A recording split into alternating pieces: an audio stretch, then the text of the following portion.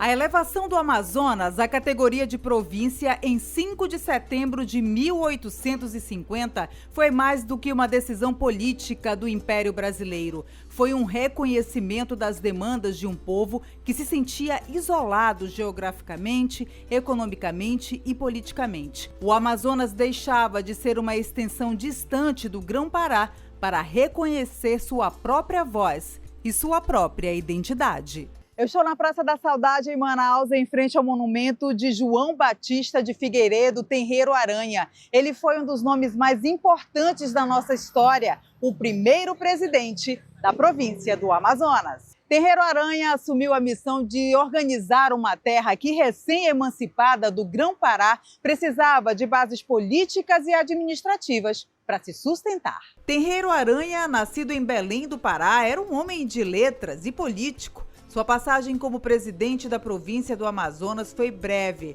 Adoeceu poucos meses após tomar posse, mas sua contribuição foi fundamental.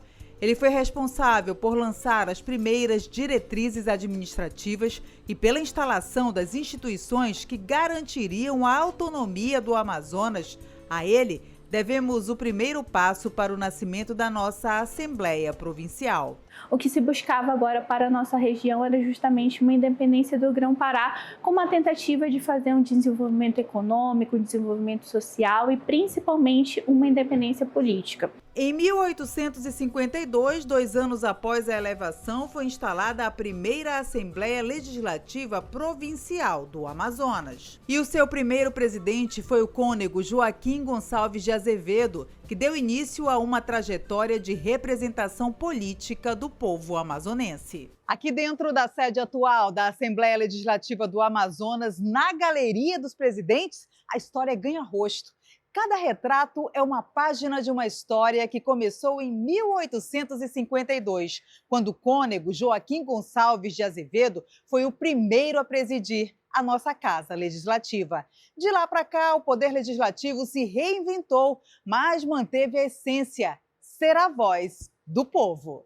A trajetória do Amazonas é feita de contrastes. Vivemos a era áurea da borracha, quando Manaus se transformou na Paris dos trópicos, com luz elétrica antes mesmo de muitas capitais brasileiras e com a construção de joias arquitetônicas como o Teatro Amazonas. Mas também enfrentamos o abandono quando a borracha originária da Amazônia perdeu espaço para a produção asiática, o que levou o estado a décadas de esquecimento.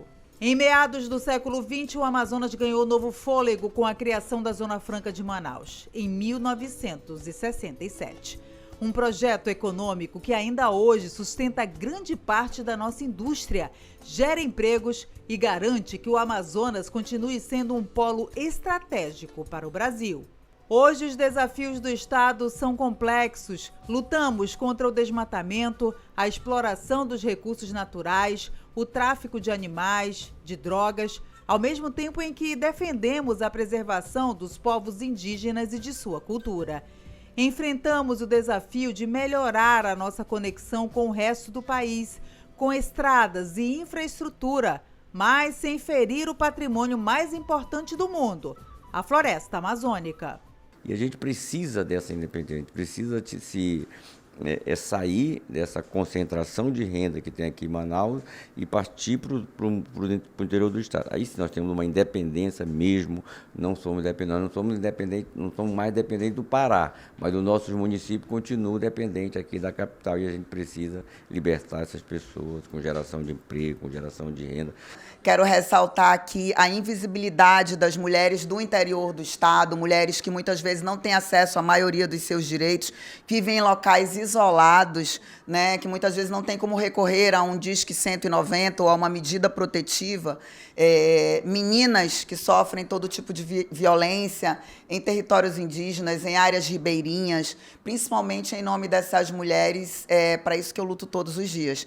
Eu acho que a gente só vai ser independente quando as mulheres puderem realmente dizer somos independentes, somos autônomas e temos direito a viver num estado sem violência. Nós temos muito a conquistar. Eu vou lhe citar um exemplo aqui prático, né? Eu sou autor de uma lei que institui o 5 de setembro, o Dia da Bandeira do Estado do Amazonas. a nossa bandeira não tinha um dia. Né?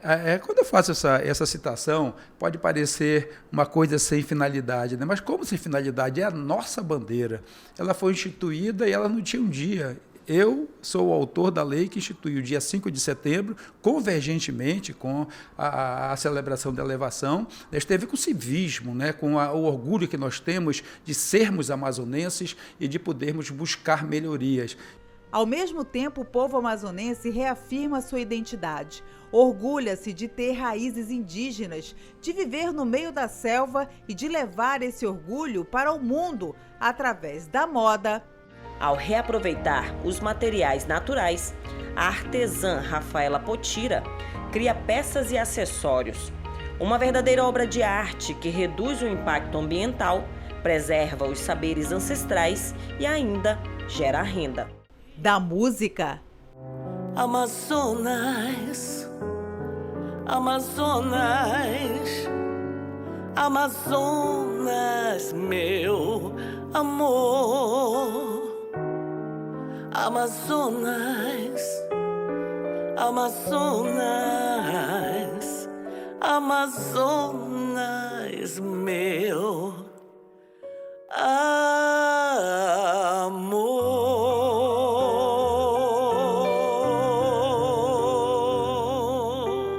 Da literatura. Nascido em Manaus, Ratum é o primeiro autor amazonense a se tornar imortal da ABL, como são chamados os membros da academia. A conquista representa um marco não só para a literatura, mas para a cultura da região norte. Do audiovisual. Tainá, uma aventura na Amazônia.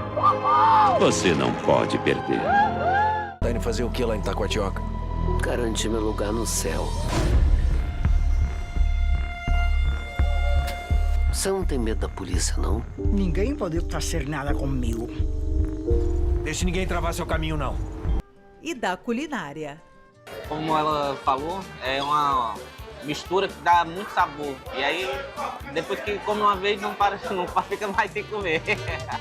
Do X-Caboquinho ao Boi Bumbá, do Pirarucu ao turismo cultural, o Amazonas mostra que sua força está na capacidade de transformar dificuldades em expressão cultural. O Amazonas tem orgulho de sua história, uma história que passou pela administração de Tenreiro Aranha, pela liderança de nomes como o Cônego Azevedo e chega aos dias de hoje com um legado de luta e resiliência. Celebrar os 175 anos da elevação do Amazonas à categoria de província é reafirmar a nossa identidade e o compromisso com o futuro. Porque o Amazonas é mais do que um estado. É um povo, uma cultura, uma floresta e uma voz que se renova a cada geração.